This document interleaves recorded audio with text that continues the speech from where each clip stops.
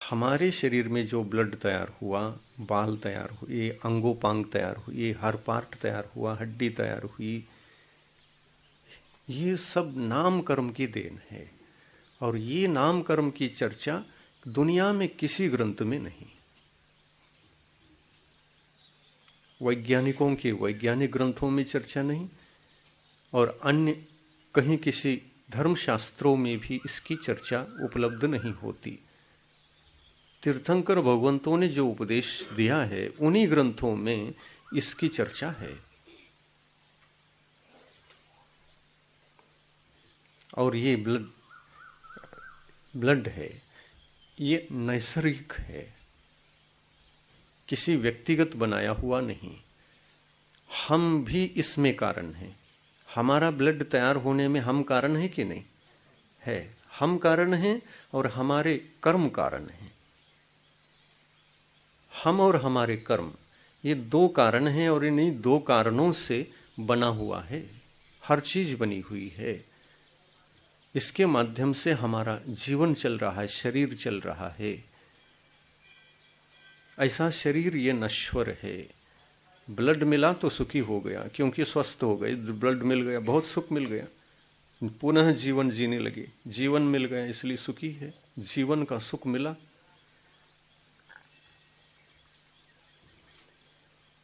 पर क्या आत्मा का सुख मिला?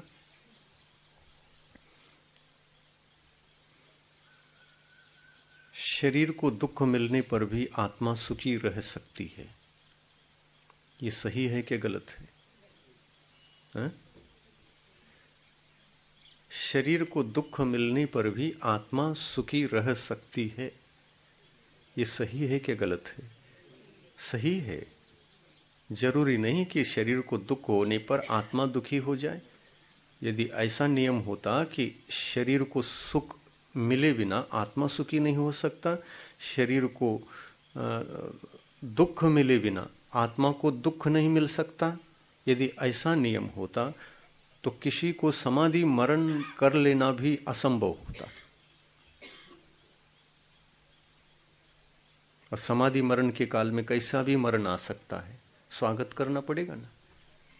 कैसा भी मरण आ जाए, प्रतिकूल परिस्थिति भी हो, वेदना भी हो, सुख हो, दुख हो, जैसा भी हो, उसको स्वागत करना पड़ेगा ना।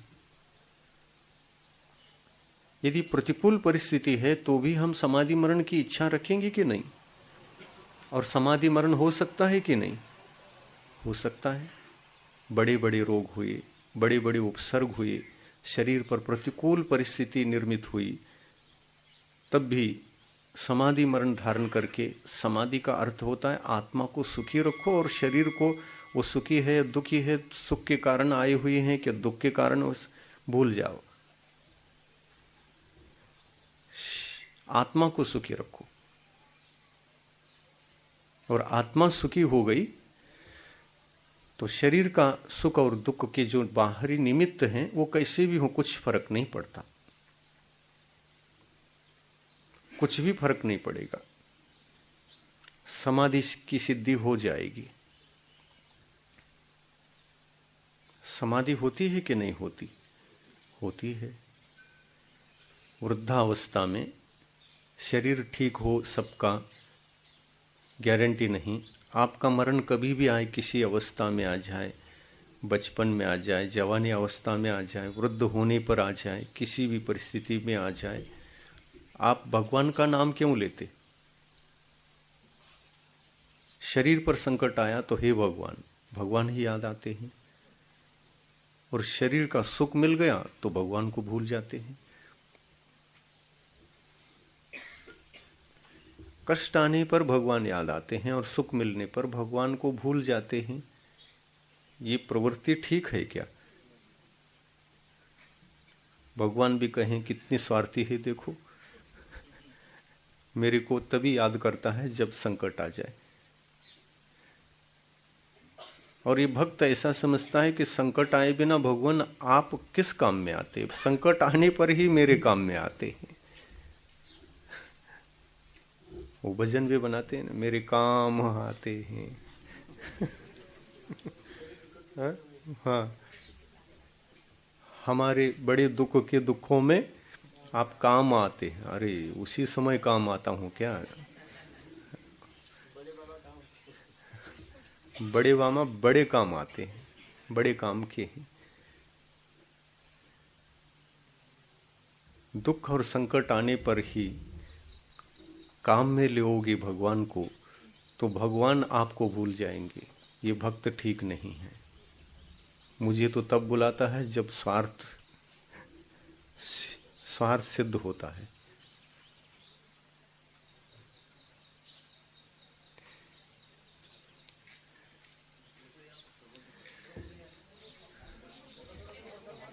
हम्म।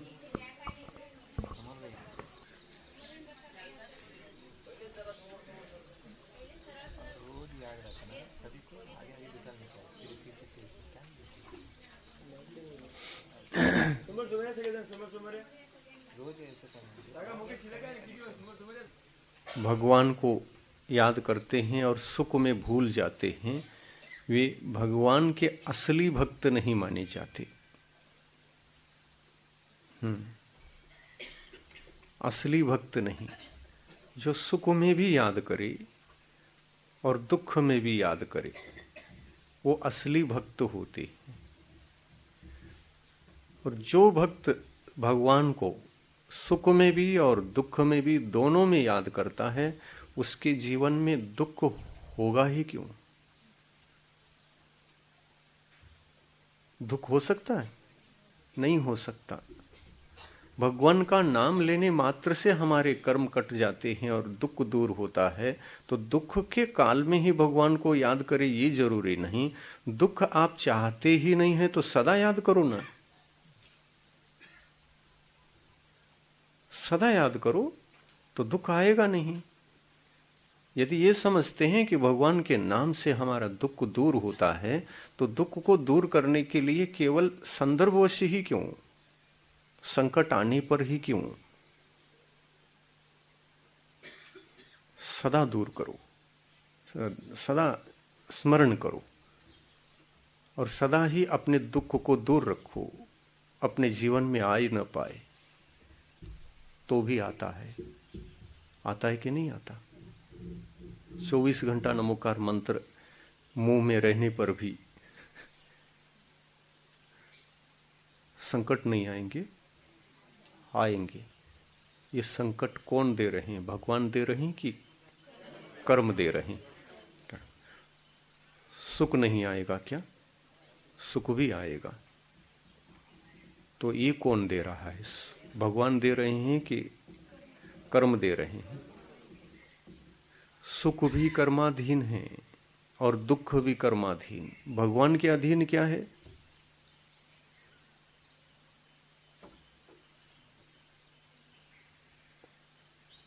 No answer. भगवान के अधीन क्या है फिर? कुछ भी नहीं। तो भगवान को मानना व्यर्थ है क्या? व्यर्थ भी नहीं और कुछ भी नहीं, ये दोनों ही नहीं है तो फिर क्या है? फिर भगवान का सहारा हम क्यों लेते हैं? जो सुख दे रहा है उसका नाम लो ना। बड़े बाबाए नमः मत कहो, कर्माय नमः, पुण्य कर्माय नमः। जो सुख दे रहा है उसका नाम लेना क्या? जो दे नहीं सकता, ले नहीं सकता, उनका नाम लोगे? हर पहलू से विचार करना पड़ेगा। जब सब प्रकार से हम विचार करेंगे तो हमारे ज्ञान में समीचीनता आएगी और फिर हम जो चलेंगे वो बिल्कुल फिल्टर रहेगा। ज्ञान की जरूरत है। हम कोई भी कार्य करते भी हैं, अच्छा हो या बुरा हो, परंपरा के आधार से करते हैं, रूढ़ी के आधार से। और ये रूढ़ी के आधार से जब हम करते हैं तो उस पर विचार नहीं कर किए हुए होते और न विचार कर रहे होते, न करते हैं।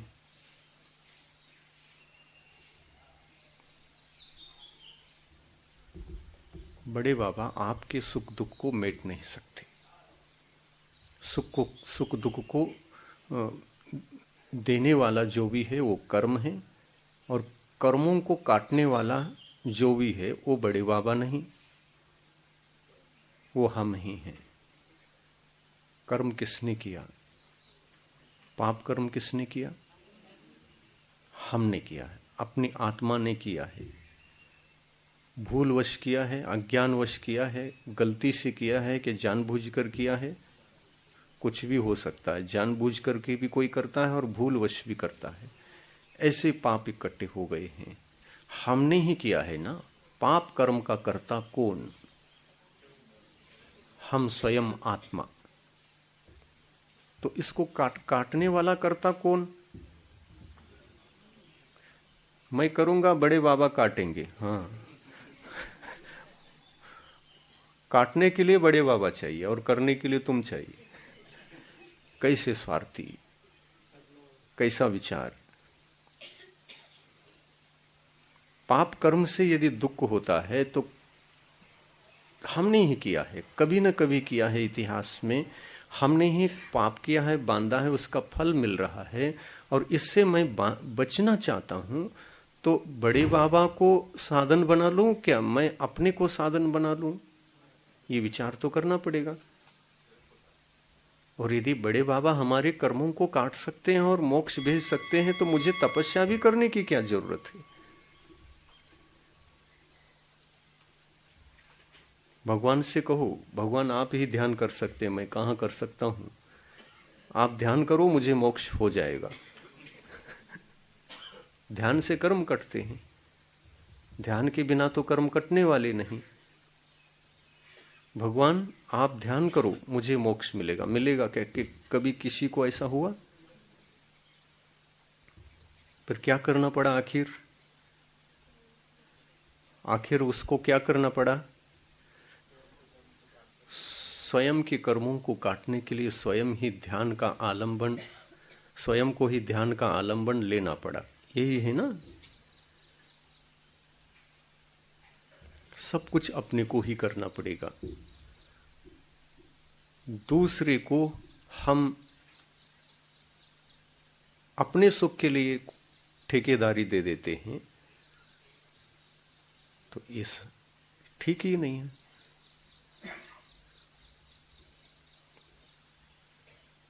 तो फिर प्रश्न उठता है कि फिर बड़े बाबा का नाम ले कि नहीं ले? सुख में दुख में ले क्या नहीं ले? लेना व्यर्थ है क्या? ये प्रश्न उठता ही है। इसका क्या उत्तर? लेना चाहिए। तो किस लिए लेना चाहिए? आत्म कल्याण के। आत्मा का कल्याण कैसे होता है? नाम लेने से। आत्मा का कल्याण कैसे होता है? आत्मा का कल्याण का क्या अर्थ है, क्या मीनिंग है?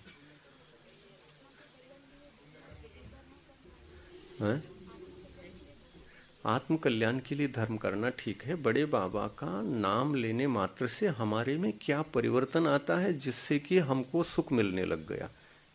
कौन सा परिवर्तन आने से हमें सुख प्रारंभ हो गया? इतना कहो कि हम बड़े बाबा का नाम इसलिए लेते हैं, उनका नाम लेते ही मन में पवित्रता जगती है, और मन की पवित्रता ही हमारे कर्मों के नाश में सहयोग मिलता है। हम अपने परिणामों को विशुद्ध बनाने के लिए भगवान का नाम लेते हैं, जाप देते हैं, नमोकार मंत्र का जाप देते हैं। अपने परिणामों को विशुद्ध बनाने के लिए तो सब कुछ करते हैं। और परिणामों की विशुद्धि पवित्र वीतरागी सर्वज्ञ हितैषी परमात्मा का यदि हम नाम नहीं लेंगे, तो अन्य कौन है ऐसा जिसका नाम लेने से हमारे मन की पवित्रता बढ़ती है? कोई है?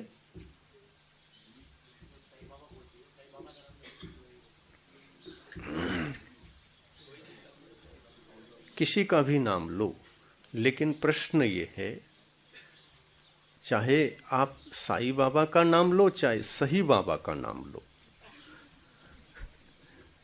फर्क रहेगा कि नहीं रहेगा? रहेगा। किसी का भी नाम लो, आपको प्रश्न, मूल प्रश्न ये है, मन की विशुद्धि किस में बढ़ती है, ये देख लो।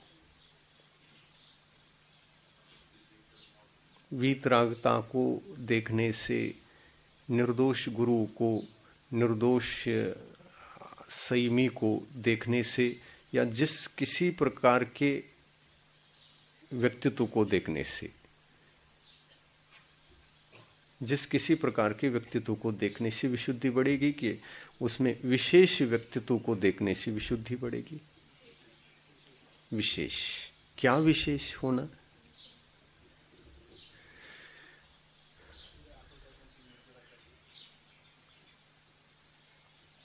जो सर्वज्ञ हैं, वीतरागी हैं, उनके पास गुण बहुत होते हैं, बहुत सारे गुण होते हैं।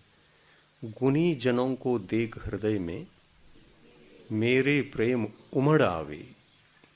गुणी जनों को देख करके मेरे हृदय में प्रेम उत्पन्न हो जाए, अनुराग उत्पन्न हो जाए और उस तरफ मैं आकर्षित हो जाऊं, यही भावना भाते हो ना। तो गुणी कौन? परिग्रह रहित या परिग्रह सहित? परिग्रह रहित।